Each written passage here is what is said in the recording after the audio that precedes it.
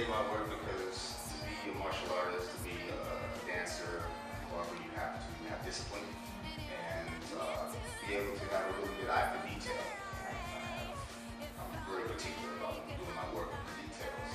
So I think that's all kind of influence and shape my work. Right, and also your work seems to have a lot of movement. So do you think dancing like helps a lot with that? Absolutely, dancing and martial arts. Right.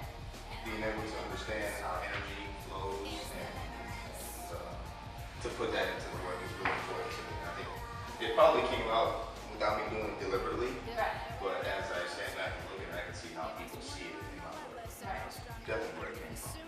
That's really interesting because I mean, a lot of times artists don't mean to bring about, like they're not planning to bring about a certain message, but it comes through subconsciously. Yeah, So. and then after it's pointed out to me, I'm like, oh yeah, maybe that is where that came Yeah. from, without me trying to do it on purpose. Yeah.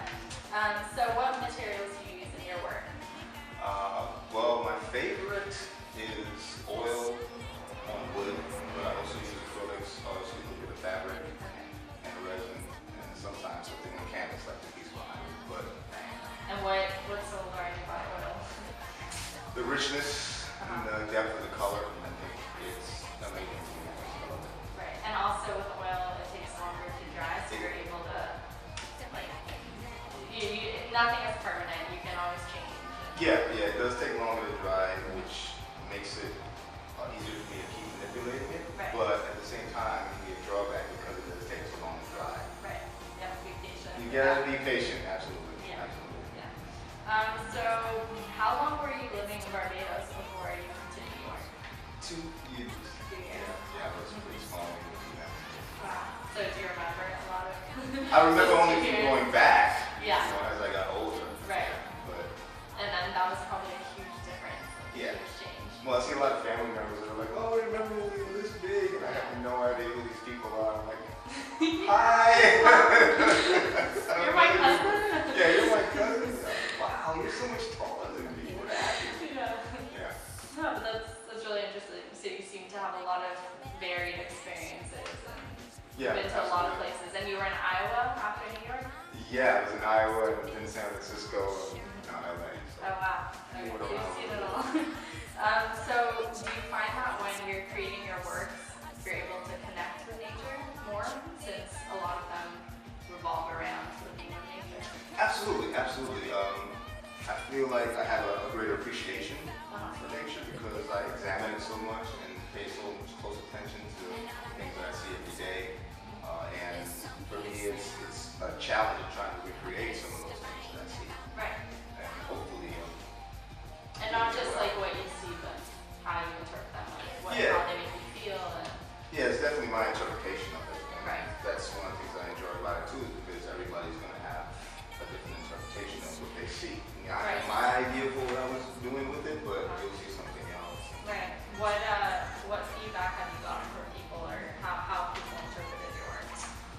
I've gotten a lot of different feedback. Some of it, like this piece in particular, people say reminds them of like an aerial view of, the planet's surface, or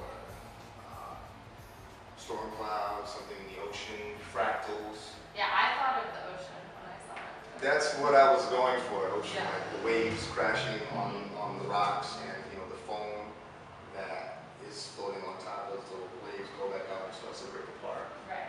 And that's what I was trying to recreate when I was doing this.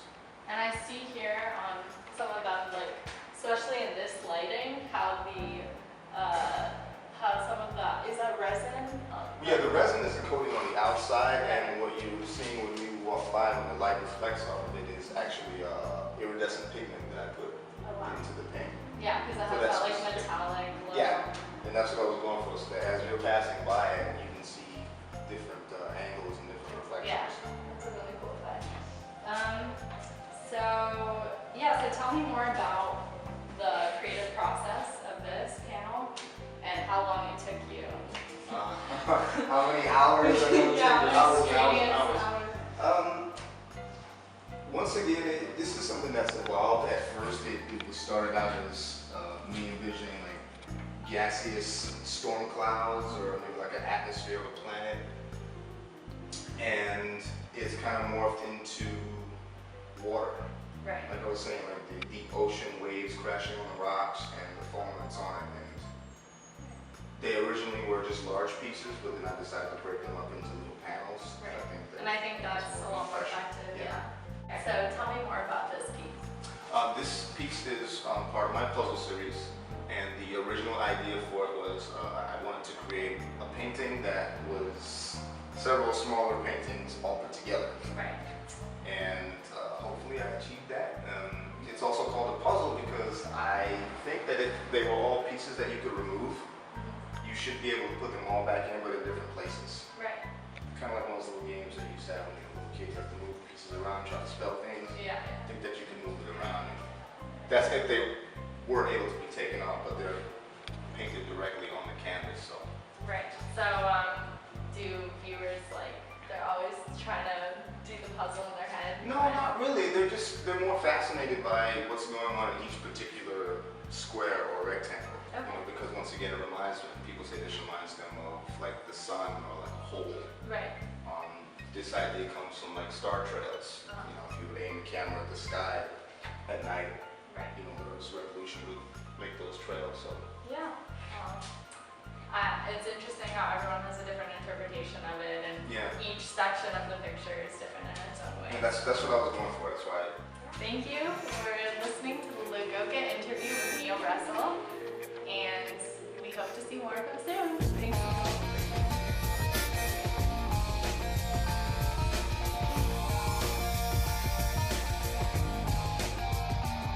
Do I stress you?